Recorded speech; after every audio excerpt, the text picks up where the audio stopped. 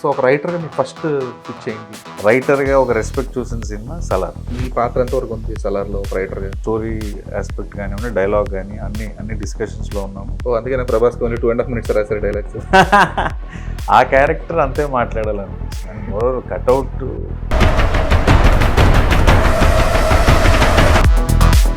సలార్ మూవీలో అసలు రైటర్గా మీరు ఫేస్ చేసిన ఛాలెంజ్ ఏంటి? ప్రశాంత్ సార్ దగ్గర బ్రెయిన్లో ఇది అనిపించింది, ఈ సీన్ చెత్తగా ఉంది చెప్పచ్చు, ఆయన తీసుకుంటారు.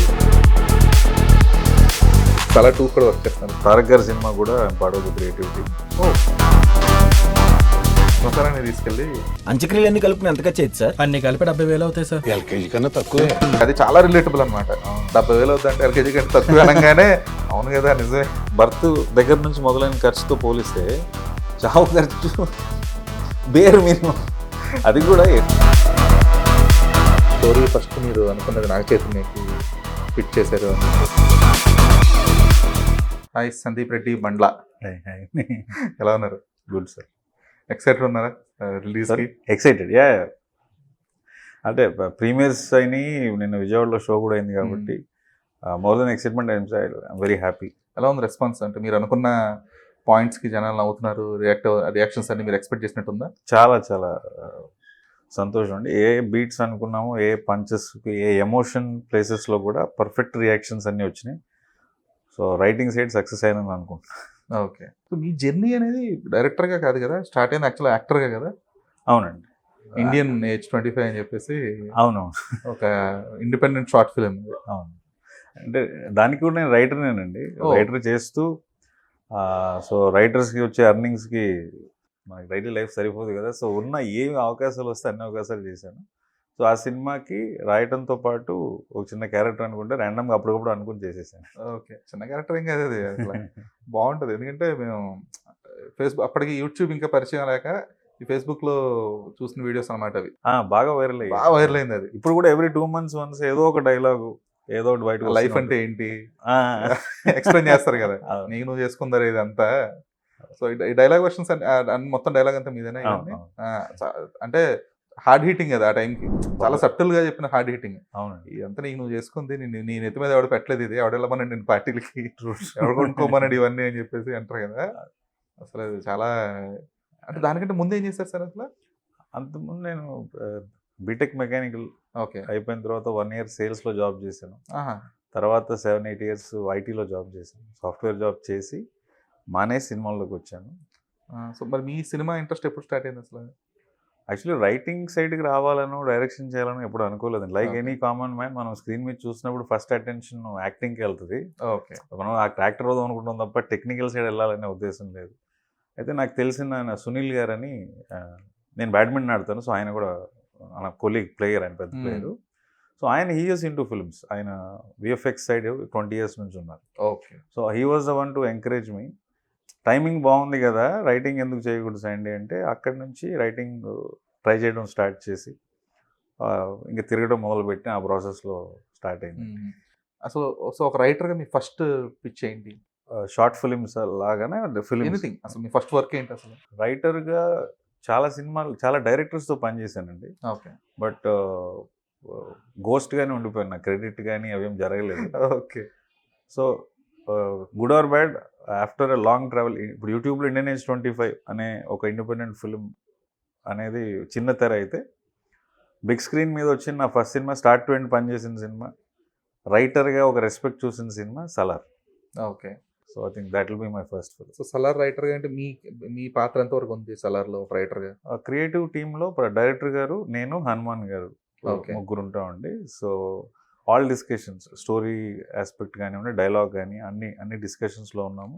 యాజ్ అ క్రెడిట్ డైలాగ్ రైటర్గా క్రెడిట్ వచ్చింది సలార్ సినిమా. సూపర్. ఓ అందుకే నేను ప్రభాస్కి ఓన్లీ 2.5 minutes రాశారు డైలాగ్స్. ఆ క్యారెక్టర్ అంతే మాట్లాడాలనిపించింది. అండ్ మోర్ కట్అవుట్ కూడా అనేవి ఒక ఆస్పెక్ట్స్ పక్కన పెడితే, క్యారెక్టర్కి లిమిటేషన్ ఉంది. ఆయన ఆల్రెడీ సప్రెస్ అయి ఉన్న పాత్ర కాబట్టి అంతవరకే మాట్లాడాలనేది కలెక్టివ్ కాల్ అండి, అందరం కలిసి తీసుకున్నాను నేను. ఓకే. అంటే డైరెక్ట్ సలార్ దాకా ఎలా వెళ్ళగలిగారు ఆ మూవీలోకి? సో మనం ఇందాక మీరు అడిగినట్టు ఇండియన్ ఏజ్ 25 అనేది నా విజిటింగ్ కార్డ్ అయింది. Okay. To creative people in the industry. Hari గారు అని, స్క్రీన్ ప్లే హరి అంటారు, రైటర్ హరి ఆయన, మిస్టర్ పర్ఫెక్ట్ చాలా సీనియర్ రైటర్. సో ఆయన మమ్మల్ని దిల్ రాజు గారి దగ్గరికి తీసుకెళ్ళి మా వర్క్ చూపిస్తే ఇండియన్ ఏజ్ 25 చూసిన తర్వాత అప్పుడు దిల్ రాజు గారి కంపెనీలోకి ఎంట్రీ. అక్కడ ఇండియన్ ఏజ్ 25 డైరెక్టర్ నేను కలిసి రాస్తామండి. సో అతను శశికి ఇంకొక స్టోరీ కోసం రాజుగారు మాకు ఛాన్స్ ఇస్తే ఆ ట్రావెల్లో పోతూ నాకు హర్షిత్ గారు పరిచయం అయ్యారు. రాజుగారు అన్నయ్య గారు అబ్బాయి, ఆయన కూడా ప్రొడ్యూసర్, డిఆర్పి అని ఇప్పుడు దిల్ రాజు ప్రొడక్షన్స్ అని పెట్టారు కదా. సో హర్షిత్ గారితో నాకు ఒక చిన్న రిలేషన్ ఏర్పడి, హర్షిత్ గారికి ప్రశాంత్ గారు బాగా ఫ్రెండ్ ఉగ్రం నుంచి. సో ప్రశాంత్ గారి దగ్గర KGF 2 లొకేషన్కి వెళ్ళినప్పుడు ఒక్కసారి ఇట్లా నా ఫ్రెండ్ రైటర్ ఇంకా ట్రై చేస్తున్నారు అన్నప్పుడు తర్వాత ఒక 2-3 మీటింగ్స్ అయ్యి ప్రశాంత్ గారు నాకు ఛాన్స్ ఇవ్వడం జరిగింది. This is long journey. So right from Indian age 25 నుంచి from nobody software to YouTube to హరియన్న to Dil Raju to Harshit garu to Prashanth గారు. ఓకే. సో చాలా రూట్స్ లో ప్రయాణం you never know destiny. Because నేను ప్రశాంత్ నీల్ సార్తో నేను పని చేస్తానో ఆయన నాకు అవకాశం ఇస్తాను అసలు ఊహించలేదు. It is something beyond that is happened. So I think treat that as destiny. Salaar మూవీలో అసలు రైటర్గా మీరు ఫేస్ చేసిన ఛాలెంజ్ ఏంటి? 0 ఛాలెంజెస్ అండి. ఓకే. 0. ప్రశాంత్ నీల్ గారి దగ్గర రైటర్కి ఎంత ఫ్రీడమ్ కావాలో అంత free. You can speak your mind. రైటర్గా చాలామంది రైటింగ్ అంటే పేపర్ పెన్ కాదు కదా, ఫ్రీడమ్ ఇవ్వాలి. పేపర్ పెన్ అందరు ఇస్తారు. ప్రశాంత్ సార్ దగ్గర writing freedom next level. Okay. You can just tell what ever you want. బ్రెయిన్లో ఇది అనిపించింది, ఈ సీన్ చెత్తగా ఉంది చెప్పచ్చు, ఆయన తీసుకుంటారు కూడా, జెన్యున్గా తీసుకుంటారు. అలాగే కౌంటర్ కూడా, మేము రాసిన సినిమాలో చండాలంగా ఉందిరా ఈ సీన్ అని ఆయన కూడా చెప్తారు. అంత ఫ్రీడమ్ అంటే. సో క్రియేటివ్ ఆస్పెక్ట్లో జీరో రెస్ట్రిక్షన్స్. కాబట్టి I had fantastic journey with director గారు. ఓకే. సో అసలు no challenges at all. Prabhas గారితో డబ్బింగ్ సెషన్స్ లో కూర్చున్నారా సలార్ టైంకి? ఎందుకంటే I remember Lokesh Kanagaraj interview for Vikram shooting అంతా అయిపోయిందంట. కమల్ హాసన్ గారు సరే డబ్బింగ్ చెప్దాం పదా అంటే ఫస్ట్ హాఫ్ మొత్తానికి ఉన్నది ఆయనకు ఒక డైలాగే, మొత్తం సినిమా మొత్తానికి ఉన్నదానికి ఇక మొదలెడదామా అదే డైలాగ్, ఇంకేం లేదు అసలు. ఫస్ట్ హాఫ్ మొత్తంలో ఇంకేం లేదు dialogue. So Lokesh Kanagaraj confused ఆ టైంకి, ఈయనకి ఏం చెప్పాలి ఇప్పుడు, ఏం లేదు ఫస్ట్ హాఫ్ మొత్తంలో. మరి అంత పెద్ద యాక్టర్. సో సిమిలర్ గా ప్రభాస్ కూడా షూటింగ్ అంతా డబ్బింగ్ చెప్పేటప్పుడు ఇదేంటి తిప్పికొడితే ఒక 5 పేజీలు కూడా లేవు. ప్రభాస్ గారు కూడా వెరీ స్ట్రాంగ్ టెక్నీషియన్ అండి. ఆయన ఎంత యాక్టర్ అంత టెక్నీషియన్ కూడా. సో ఆయన ఎప్పుడు అలాంటి పాయింట్స్ ఎప్పుడు అడగలేదు. పైగా ఆయన చాలా మొహమాటస్తుడు, గోల్డెన్ హార్ట్. సో ఆయన ఎప్పుడు అలాంటిదేమో అడగల.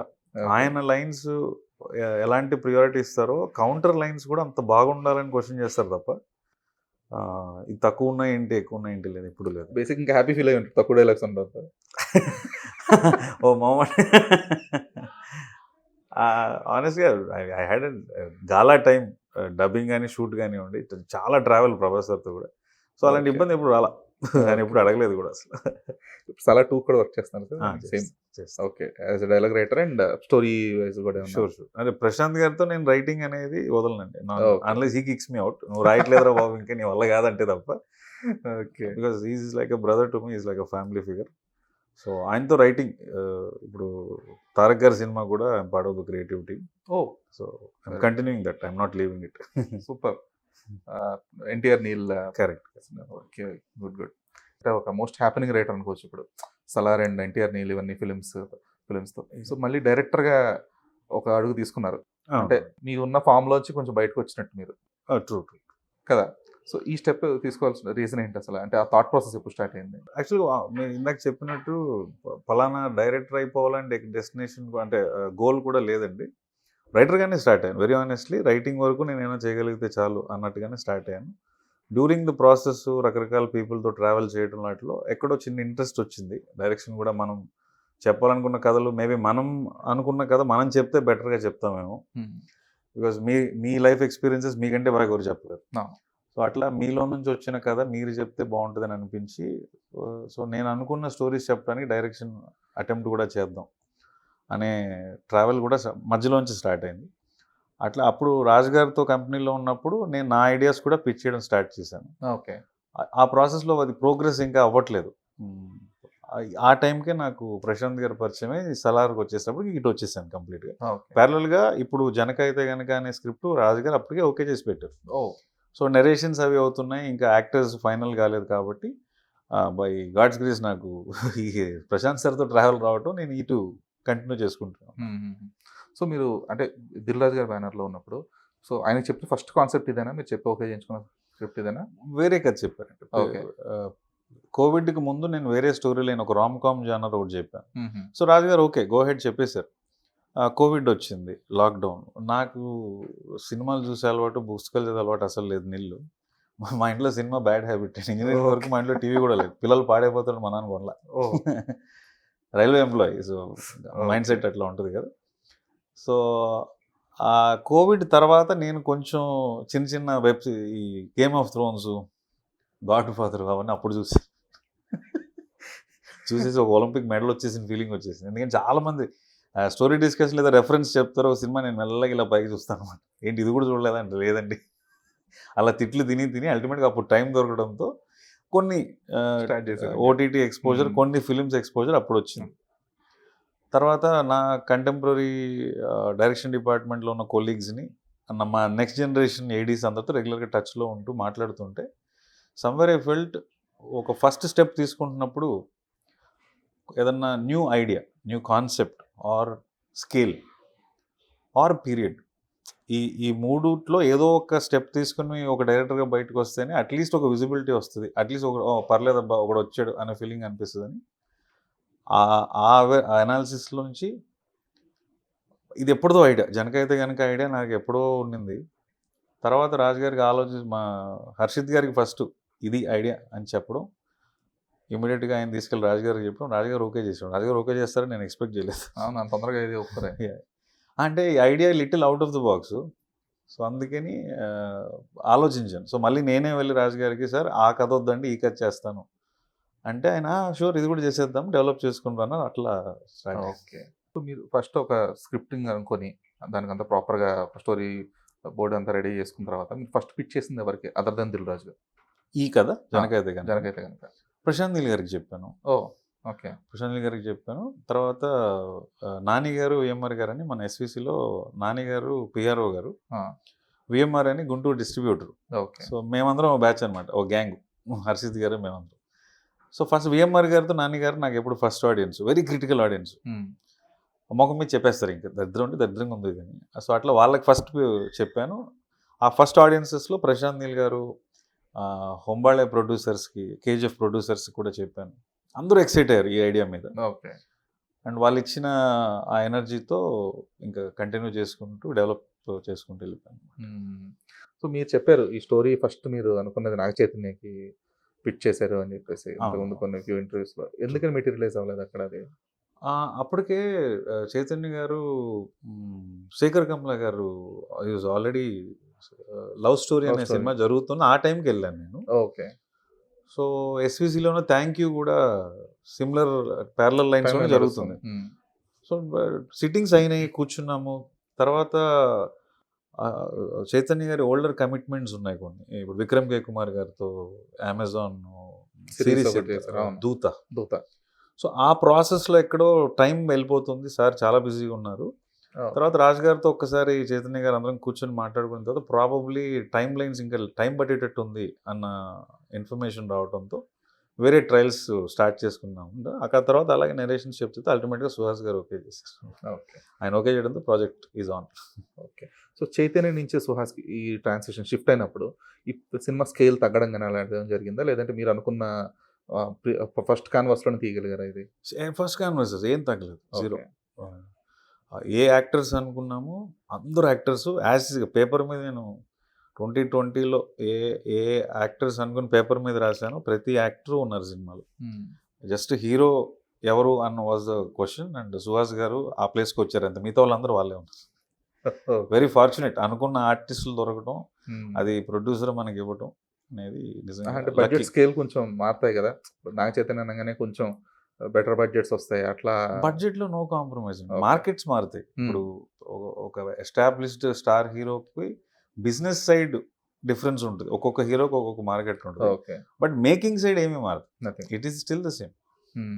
అంటే making side in the sense అనేది అప్పుడు నాగ చైతన్యతో స్పెసిఫిక్ సీన్స్ ఏదైనా అనుకుని కొంచెం వదిలే, ఇది కొంచెం నాగ చైతన్య రేంజ్కి కానీ లేదంటే ఆయనకున్న ఫ్యామిలీ ఆడియన్స్కి కానీ ఇది ఎందుకు సుహాస్ అయితే కనుక ఈ కొంచెం ఎక్స్పెరిమెంటల్ ఇంకా సెన్సిటివ్గా చూపించవచ్చు అనుకునే మార్చిన ఉంటాయి. ఏం లేదు, ఏం nothing. క్రియేటివ్గా జీరో, Okay. No changes.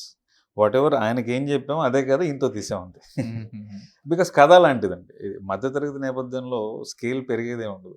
అవును. సో నేను రైల్వే కాలనీలోనే పుట్టి పెరిగాను, గుంటకల్లో. మా నాన్న Okay. రైల్వే ఎంప్లాయీ కదా. సో మోస్ట్లీ ఆ middle class, proper middle class, Dhanush గారు రఘువరన్ బీటెక్, మన 7G బృందావన్ కాలనీ. సో అలాంటి ఫ్లేవర్లో ఉంటుంది. సో స్కేల్ డిఫరెన్సెస్ ఏం జరగవు. ఓకే. కథే అలా ఉంది కాబట్టి అన్నీ కుదిరాయి. Good stories, you never write good stories happen is what I strongly believe. So అలా కుదిరినాయండి. ఓకే. సో ఈ movie promotional content first release అయినప్పుడు, అంటే మీరు ఫస్ట్ ఇనిషియల్గా రిలీజ్ చేసినప్పటికీ this was not the content, అంటే ఈ కాండోమ్ మీద కేసు అనేది అప్పటికి రివీల్ చేయలేదు టీజర్ టైంలో. So then it was like only, అంటే ప్రజెంట్ జనరేషన్ కిడ్స్ ఎందుకు వద్దనుకుంటున్నారు అనే పాయింట్ ఆఫ్ వ్యూలో ప్రమోట్ చేశారు ఫస్ట్ ఫిల్మ్, అంటే టీజర్ రిలీజ్ చేసింది. సో అప్పుడు చూసినప్పుడు it was more connected to the urban audience, ఎందుకంటే ప్రజెంట్ డింక్స్ అనేది ఒకటి స్టార్ట్ అయింది. అవును. సో పీపుల్ హూ, అంటే కొంతమంది ప్రజెంట్ జనరేషన్లో పిల్లలు వద్దు, కావాలంటే కుక్కలు పెంచుకుందాం ఎందుకంటే ఖర్చులు ఒకటి, ఇంకోటి వాళ్ళని పోషించే స్తోమత కంటే కూడా ఆ శక్తి లేకపోవడం వల్ల ఆ పిల్లల్ని మళ్ళీ raising the kid is the biggest job in the world, proper raising అనేది 25 years ప్రాజెక్ట్, మినిమం 25 years. అదే. సో ఇవన్నీ చేయలేక ఉండిపోతున్నారు కాబట్టి ఆ కాన్సెప్ట్ అని చెప్పేసి, అంటే నియర్ టు దట్ ఈ రిలేటబిలిటీ ఉందని చెప్పేసి చాలా మంది కనెక్ట్ అయ్యారు దానికి.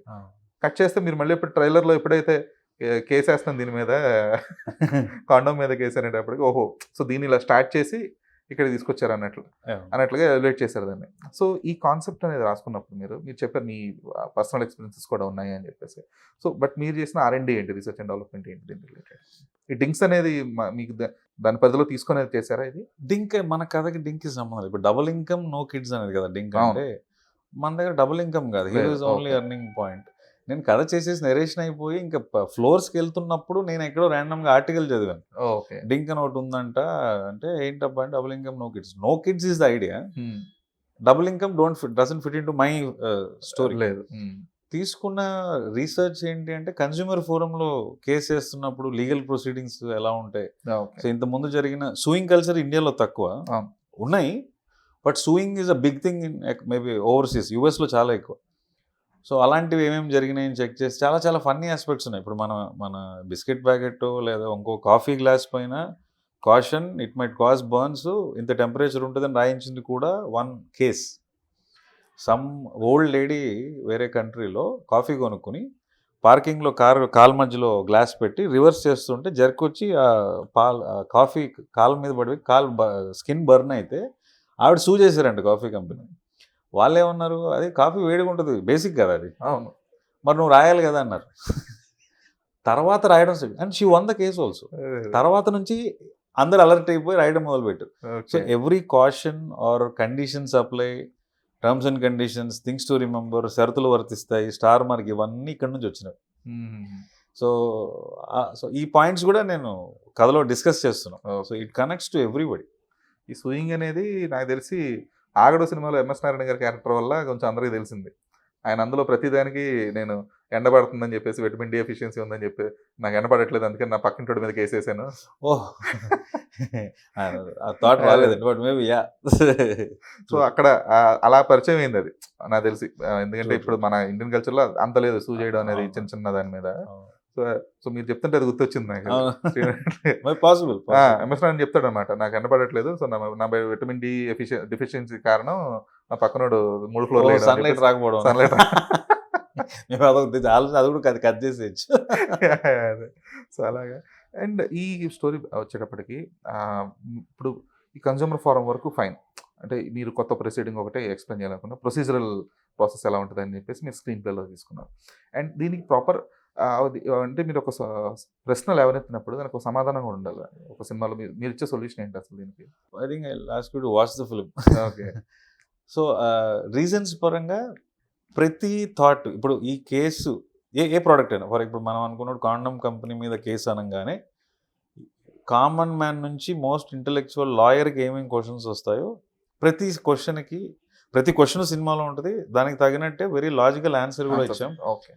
అట్ ద సేమ్ టైం ఒక కార్పొరేట్ కంపెనీ ఒక కామన్ మ్యాన్, ఒక మిడిల్ క్లాస్ వాడు వచ్చి కంపెనీ మీద కేసు వేస్తే వీడు లీగల్ డిపార్ట్మెంట్ ఎలా ఉంటారు, వీళ్ళు ఎలాంటి గేమ్స్ ప్లే చేస్తారు, సో అవన్నీ ప్రాపర్గా షేపప్ అయి రాసాము. అలాగే సో ఇవన్నీ ఆర్గానిక్ గా వచ్చినాయా లేదంటే కొంచెం సినిమాటిక్ లిబర్టీస్ తీసుకోవడం అనేది జరిగింది? వెరీ మైనర్ లిబర్టీస్ అండి, Okay. Mostly very realistic. Writing treatment అంతా కూడా, అంటే కేసు అనే కాదు, సినిమాలో ఓవరాల్ రైటింగ్ అంతా కూడా వెరీ రియలిస్టిక్. మన ఇంట్లో ఇప్పుడు మనం ఎలా మాట్లాడుకుంటున్నాము, మన ఫ్రెండ్స్, రిలేటివ్స్, సొసైటీ క్వశ్చన్స్ ఎలా ఉంటాయి, గ్రాండ్ మదరు, ఫాదరు, సన్ ఏమేమి ఉంటాయో as realistic as possible, more conversations than dialogue. Okay. మామూలు మాడుకున్నట్టే అనిపిస్తుంది అన్నట్టు అలాగే ట్రీట్ చేశాను. ట్రైలర్లో కొన్ని డైలాగ్స్ ఉంటాయి. శ్మశానాన్ని తీసుకెళ్ళి దీనికి ఎంత అవుద్ది అంటే 70,000 అంటాడు. 70,000 అంటే ఎల్కేజీ కంటే తక్కువే. హ్యాపీ మీరు అది పాయింట్ అబ్జర్వ్ చేశారు.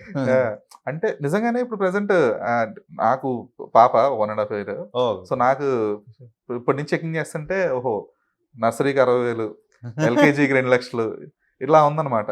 సో ఇట్లాంటి కొన్ని ప్రజెంట్ సొసైటీలో జరుగుతున్న ఇష్యూస్ని మీరు పాయింట్అవుట్ చేసి దాన్ని క్వశ్చన్స్ రేస్ చేసే ఆప్షన్ ఉంది త్రూ సినిమా అనే మీడియం ద్వారా. True true. సో ఇలాంటి అంటే ఓన్లీ ఖర్చులు అనే కాకుండా వేరే పాయింట్స్ ఏమైనా లేవనెత్తిన అంశాలు ఏమైనా ఉన్నాయా ఇందులో? చాలా పాయింట్స్ మాట్లాడుతున్నామండి.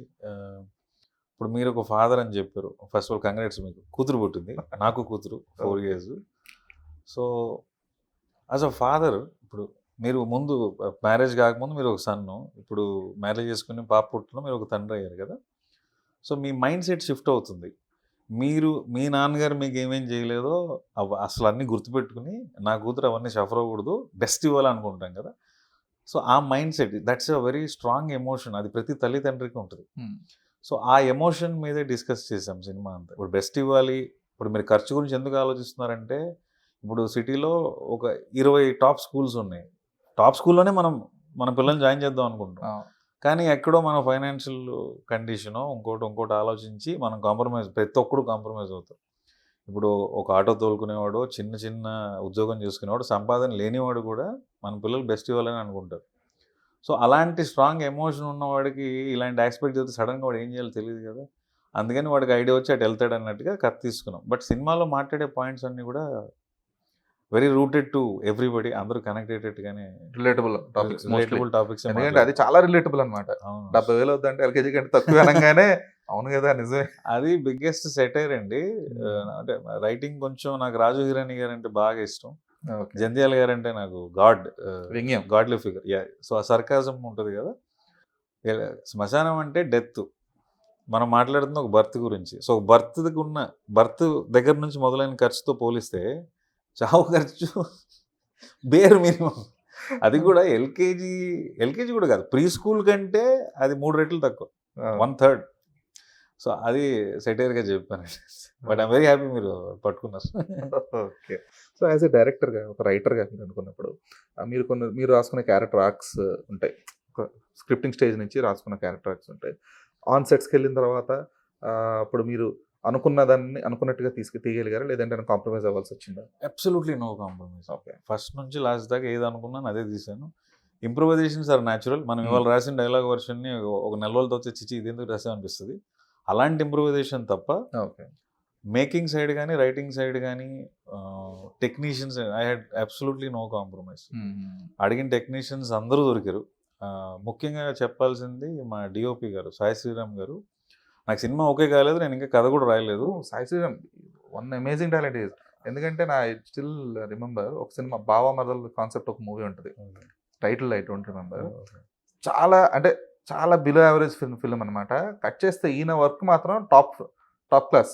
అవును, ఆయన డిజిటల్ శ్రీరామ్ అంట, పీసీ శ్రీరామ్ అంట. చాలా టాప్ క్లాస్. ప్రొడక్ట్ ఏమో అంటే అవుట్పుట్ ఏమో అంత బాగుంది, స్టోరీ అసలు లేదు సినిమా గురించి. అది ఇది అదిరిపోయింది, అవుట్పుట్ మాత్రం అదిరిపోయింది. అది ఎంత బాగా తీసారు ఎవరు అంటే ఇలాగ సాయి శ్రీరామ్ అని చెప్పి. ఆయన ఒక డైరెక్టర్గా కూడా ఒక మూవీ లాంచ్ చేద్దాం అనుకుని ప్లాన్ చేసి ఆగిపోయినట్టు. నేను దానికి రైటింగ్కి వెళ్ళాను. మీరు ఆయన దగ్గరికి రైటర్గా వెళ్ళి ఆయన డైరెక్షనల్ సినిమా ఆగిపోయిన సినిమాకి మీరు వెళ్ళి అక్కడ పరిచయం, మళ్ళీ మీ సినిమాకి ఆయన సినిమాటోగ్రాఫర్. అవునండి. సో ఆయనతో నాకు అప్పటి నుంచే ట్రావెల్ ఉన్నింది. సో ఆయన స్టోరీ సైడ్ అప్పుడు నాకు రైటర్గా ఒక ఛాన్స్ ఇచ్చారు. అప్పుడు నేను రైటర్గా తిరుగుతున్నాను. ఓకే. సో ఆయన ఛాన్స్ ఇవ్వడం అలా ఆయనతో జర్నీ ఏర్పడింది. ఆయన వర్క్కి నేను చాలా పెద్ద fan. At the same time ఆయన డెబ్యూ డైరెక్టర్స్ చేసిన ప్రాజెక్టులన్నీ బ్లాక్ బస్టర్. చలో, వెంకీ కుటుంబ గారు ఇప్పుడు ఆయనతో చేస్తున్నారు, పిల్ల జమీందారు, చాలా సినిమాలు అండ్ అన్ని జానరాస్ చేశారు. ఆయన డిజిటల్ పీసీ శ్రీరామ్ అంటూ ఉంటారు బయట. నిజంగా మన దగ్గర 100 రూపాయలు ఉంది సార్, కొంచెం అవుట్పుట్ మటుకు రిచ్కి కావాలంటే ఖచ్చితంగా 1000 రూపాయలు అవుట్పుట్ ఇస్తారు.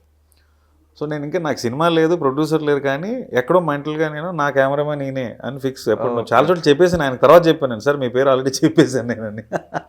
సో ఆయన డిఓపి, ఆయన డిపార్ట్మెంట్ కూడా ఆపరేటివ్ నవీన్ అని ఒక ఆయన చేశారు. వాళ్ళ డిపార్ట్మెంట్ కూడా ఎక్స్ట్రీమ్ సపోర్ట్. 47 డేస్లో షూట్ చేసాం ఇది.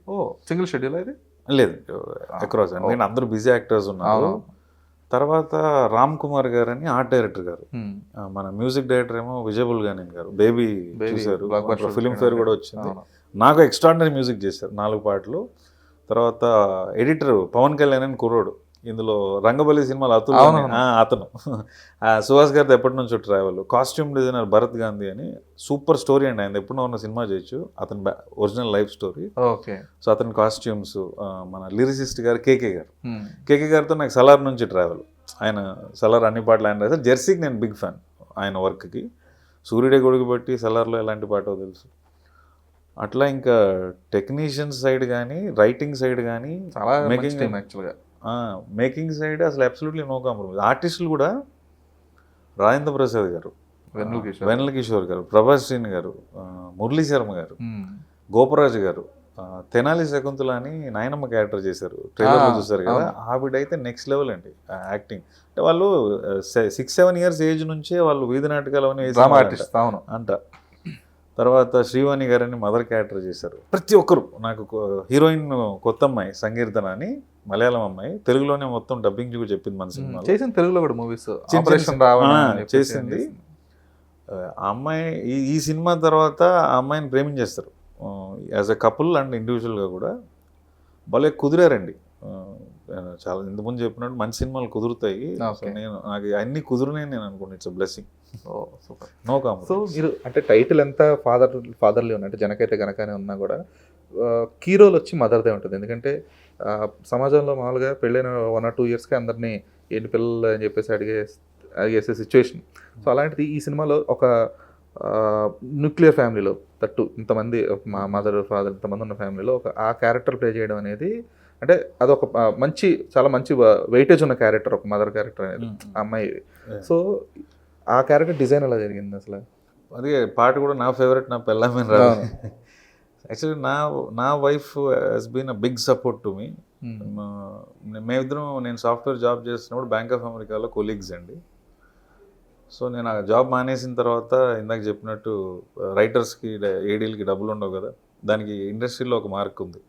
We want enthusiastic writers and directors అన్నారంటే యాక్టర్స్ అన్న డబ్బులు ఇవ్వమని, దాన్ని అలా చెప్తుంటారు. సో ఈ అర్నింగ్ ఏమీ లేనప్పుడు నాకు ఆ టైంలో నాకు మ్యారేజ్ అవ్వటం ముందు మా అత్తమామలు ఒప్పుకోవడం, సినిమా వాడికి పిల్లని ఇవ్వడానికి ఒప్పుకొని, ఈ అమ్మాయి నాకు ఇంటికి సంబంధించిన ప్రతి ఫైనాన్షియల్ రెస్పాన్సిబిలిటీ, సొసైటీలో మీ ఆయన ఉద్యోగం చేయట్లేదు, వాడు సంపాదించే, ఇవన్నీ అడుగుతుంటారు కదా, ఇవన్నీ పాపం తీసుకుని ఆమె నిలబడింది నాకు. లేకపోతే ఇండస్ట్రీలో ఈ జర్నీలో సక్సెస్ అవ్వడానికి 8-10 ఏళ్ళు పట్టేసే ప్రాసెస్లో ఇది లేకపోతే ఇక్కడ ఉన్న ఏదో టైంలో వెనక్కి వెళ్ళిపోవాలి ప్రెషర్. సో అంత డీల్ చేసింది. So most of the scenes కానీ ఆస్పెక్ట్స్ కానీ true to my personal life, my wife, and most జెన్యూన్గానే ట్రీట్ చేశానండి ఆ క్యారెక్టర్ కూడా. ఐ థింక్ ఈ సినిమాలో ముఖ్యంగా మీరు అన్నారు ఇందాక, మదర్ క్యారెక్టర్ వెరీ స్ట్రాంగ్ అని. Actually in general women are little under rated. ఇప్పుడు స్పెసిఫిక్గా పిల్లల టాపిక్ వచ్చింది కాబట్టి మీరు అబ్జర్వ్ చేస్తే డెలివరీ అవ్వగానే బయట న్యూస్ కోసం వెయిట్ చేస్తుంటాడు హస్బెండ్, అత్త, మామూలు అందరూ. పాప పుట్టిందని ఇమ్మీడియట్గా పాప photo, proud to be a father అంటాడు. పొట్ట కోయించుకుంది, లోపల నరకం చూస్తుంటుంది పాపం పిల్లం. దాన్ని ఎవరు పట్టించి కదా, అది ఆల్రెడీ అక్కడ కష్టాలు ఉంటుందో మనం ఫోటోలు కొట్టేస్తుంటాం. సో ముఖ్యంగా ఆడవాళ్ళకి ఈ సినిమాలో గొప్ప మూమెంట్స్ ఉన్నాయి, గొప్ప లైన్స్ ఉన్నాయి. Very very strongly depicted those characters. చాలా బాగా చూపించానని నేను అనుకుంటున్నా. రిలీజ్ తర్వాత so not just heroine role, ఏదో ఒక 2 పాటలు, 2 సీన్లు కాకుండా, so proper first to last she plays a very pivotal role in the film. Very very strong character, very pivotal role. అంత బాగా చేసింది ఆ పిల్ల కూడా, చాలా బాగా చేసింది. ఓకే. సో మీరు టైటిల్ విషయంలో ఎందుకని అంత స్ట్రాంగ్గా కూర్చున్నారు? ఎందుకంటే దిల్రాజు కూడా అంటున్నారు జనకైతే గనక అంటే జనాలకు అర్థం కదా ఫస్ట్ మార్చు అని చెప్పేసి, నేను అన్నా కూడా మా డైరెక్టర్ అనలేదు అని చెప్పేసి. యాక్చువల్లీ అంటే ఇట్ మేక్స్ సెన్స్ యాక్చువల్గా టైటిల్ అనేది జనకైతే గనక అనేది ఇట్ మేక్స్ సెన్స్. అంటే వాడు హీరో అనే క్యారెక్టర్ భయపడేది ఒకళ్ళ ఫాదర్ అయితే నా పరిస్థితి ఏంటనేది సినిమా మొత్తం భయపడతా ఉంటాడు, ఎందుకంటే వాడికి ఉన్న ఫైనాన్షియల్ ట్రబుల్స్ అవ్వచ్చు, ఏదైనా సరే ఇంటర్నల్ ఇష్యూస్ అవ్వచ్చు ఏదన్నా. సో అంటే బట్ ఈ టైటిల్ అనేది ఎంతవరకు రీచ్ అవుతుందని మీరు అనుకుంటారు? And why are you so adamant about it? Adamant కాదండి, యాక్చువల్గా నేను సర్ప్రైజ్ అయింది ఏంటంటే, యాక్చువల్ నేను కేంద్రీయ విద్యాలయంలో చదువుకున్నాను, కేవి గుంటకల్ కేంద్రీయ విద్యాలయం, హిందీ మీడియం. నాకు తెలుగు చదవడం రాయటం రాదు, నేను నేర్చుకుంటున్నాను. అలాంటి నేను తెలుగు టైటిల్ పెట్టాలి, ఇప్పుడు నా కూతురుకు కూడా ఖచ్చితంగా తెలుగు నేను పడింది అది పడకూడదు. ఎందుకంటే మాకు కేవీలో హిందీ మీడియం కదా, సోషల్ కూడా హిందీలో ఉంటుంది, సాంస్క్రిట్ ఉంటుంది, తెలుగు రాదు. నేను బస్ పేరు చదివే బస్సులో వెళ్ళిపోవడం ఇలాంటివన్నీ జరిగినాయి. సో నేను చాలా షూర్గా తెలుగు టైటిల్ పెడితే బాగుంటుందని యాక్చువల్గా వేరే వేరే టైటిల్ చాలా ఆలోచించామండి. ఆటలల్లో కొన్ని టైటిల్స్ వేరే టైటిల్స్ రావడం, మ్యాచ్ కావడం, ఒక వర్డ్ మ్యాచ్ కావడంతో తీసేసా. సడన్గా పౌరాణికంలో జనక అంటూ ఉంటారు కదా, అలా అనిపించి ర్యాండమ్గా ఏదో రైమింగ్లో జనక అయితే అబ్రప్ట్గా వచ్చింది.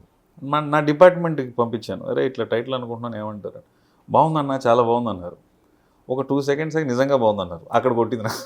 నిజంగా బాగుందన్నా కానీ సెటైర్ బలవంత పెడతారు నన్ను ఏమన్నా అని. But somewhere I strongly had certain belief that Telugu టైటిలే పెట్టాలి. నేను అనుకున్న తెలుగు టైటిల్లో ఇది చాలా బెస్ట్ టైటిల్ అనిపించింది. 10కిలో 8 మందికి టైటిల్ అర్థం కాలేదు, ఇంకో 2కి నోరు తిరగలేదు, ఇంకో అడిషనల్ పీపుల్ తిట్టారు కూడా, చచ్చి ఇదేం టైటిల్ అని. But somewhere I had the strong belief that తెలుగులో చెప్పాలి, తెలుగు టైటిల్ చెప్పాలి అని, ఉన్న టైటిల్ ఇదే బెస్ట్ అనిపించి దాని మీద నిలబడ్డాను. ఓకే. సో ఎందుకంటే convincing Dil Raju is not a simple thing. ఆయన లేదు నాకు ఇదే టైటిల్ కావాలి అని చెప్పేసి మీరు అంతా ఫైట్ చేసి, దీనికి ఒకవేళ జనకైతే కనుక ఒకవేళ టైటిల్ ఒప్పుకోకపోయి ఉంటే కనుక what was the alternative title దీనికి అసలు? నాకు బాగా ఇష్టమైన సూట్ అయిన title family man. Okay. So family star అని సేమ్ సినిమా వచ్చింది కదా, సో మళ్ళీ ఫ్యామిలీ అనే పదం మీద ఇమీడియట్ ఫిల్మ్, అప్పుడు we were supposed to release this film May. Okay. పక్కనే వస్తున్నాయి, సో డెఫినెట్గా అది ఇట్స్ నాట్ రైట్. ఒకే టైటిల్ మీద 2 సినిమాలు కదా, అందుకని ఇంకా అది డ్రాప్ చేయాల్సి వచ్చింది. ఓకే. నేను వేరే టైటిల్స్లో కూడా ఆలోచిస్తే రామా కనవేమిరాను అనుకున్నాం ఫస్ట్, పోయిటిక్గా. తర్వాత మేబీ అది కొంచెం అవేగా ఉందేమో, అందరికీ కనెక్ట్ కావాలి కాన్సెప్ట్కి అని ఇది పెట్టుకున్నాను. ఓకే. సో లక్కీగా అందరూ యాక్సెప్ట్ చేసి ఇప్పుడు కొంచెం జనాల్లో గెలిపేటప్పటికి ఇంకా టెన్షన్ తీరిందా? అవును. ఇప్పుడు రోల్ రైడర్ గారు మొన్న ఒక పాట పాడి రాశారు, అది చాలా హెల్ప్ చేసింది పాటకి. ఐఎమ్ షూర్ నిన్న మొన్న రిలీజ్ ఆడియన్స్. అవును. But it will go bigger only. తర్వాత నా ఫేవరెట్ నా పిల్లల పాట బాగా వైరల్ అవడం, ఇది ఏ సినిమాలో పాటకి జనగత కనుక వచ్చారు.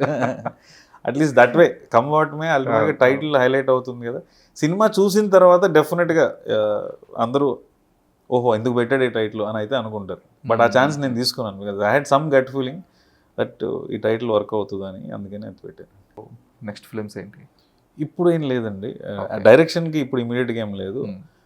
బికాజ్ ఫస్ట్ ఫిల్మ్ కదా, నేను అనుకున్నది పంచెస్ లేదో రైటింగ్ ఎమోషన్ ఏదో అనుకుని ఒక కథ డ్రాఫ్ట్ చేసి డైరెక్షన్ చేశాం కదా. నేను అనుకున్నది ఎంతవరకు రీచ్ అవుతుంది పబ్లిక్కి, అసలు రిసీవ్ చేసుకుంటున్నారు, I want to see judge myself, చూసుకుని దాన్ని బట్టి డెసిషన్ తీసుకుందాం. మళ్ళీ ఒక అవుట్ ఆఫ్ ద బాక్స్ చేద్దామా, లేదా ఇంకొక జానరా ఏమైనా చేద్దామా అనే ఒక డెసిషన్ హోల్డ్లో పెట్టుకున్నాను. Okay. Writing side as I told Prashanth garu Tarak garu ప్రాజెక్ట్కి నేను రైటింగ్ కంటిన్యూ చేస్తాను. So next NTR Neel and Salaar 2 ఈ 2 ప్రాజెక్ట్సే ఇంకా? ఎస్ యాజ్ ఆఫ్ నో అంతే, nothing else. All the best అండి.